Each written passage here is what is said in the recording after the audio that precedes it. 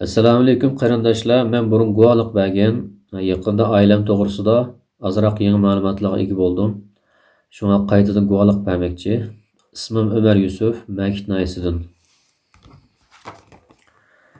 Bu dadam Yusuf Uşur 2018-yili 6-oy tutib ketilgan.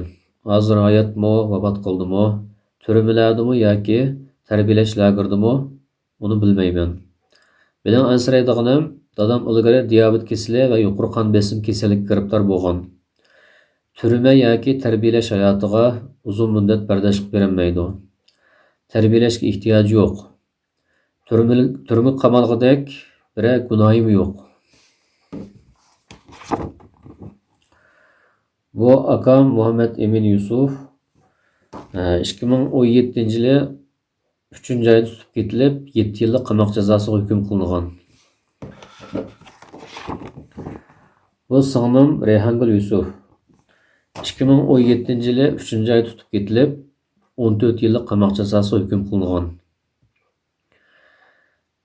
Akam va singlim 2016-yili 6-oyda Misr va Turkiyaga sayohat chiqqan. Bir sayohatga chiqqanlik sababi bilan turmaga qamalgan. Acham Risolat Yusuf haftada bir qatim sirg'a chiqish erkinligi bilan majbur emgakka tutib ketilgan. Men Jungo hukumatidan barliq qarindoshlarimni qo'yib berishni talab qilaman va butun dunyo xalqining bu zulm qarshi turishini umid qilaman.